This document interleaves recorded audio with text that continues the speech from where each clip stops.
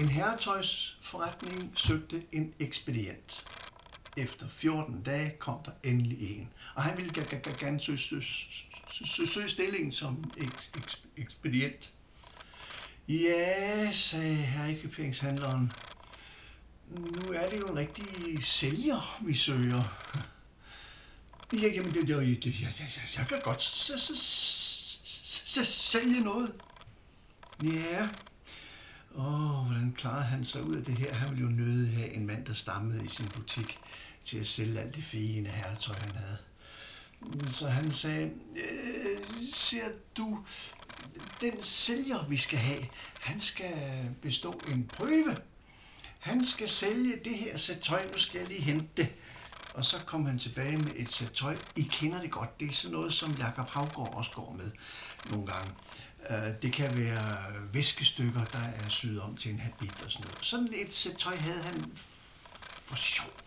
Han har haft det i vinduet nogle gange for at trække lidt opmærksomhed. Men så sagde han til den stammende ansøger, det er det her sæt tøj, det skal du kunne sælge på 2 dage.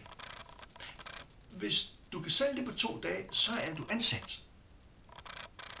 Jamen det skulle han da nok. Ja, lad os se, sagde forretningsmanden og gik ind på sit kontor. Så gik der 3 kvarter. Mere gik der ikke. Så kom han ind til chefen og sagde, nu har jeg så solgt tøjet. Ja. Du har solgt tøjet. Ja.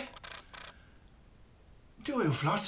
Så er du ansat her i butikken som sælger.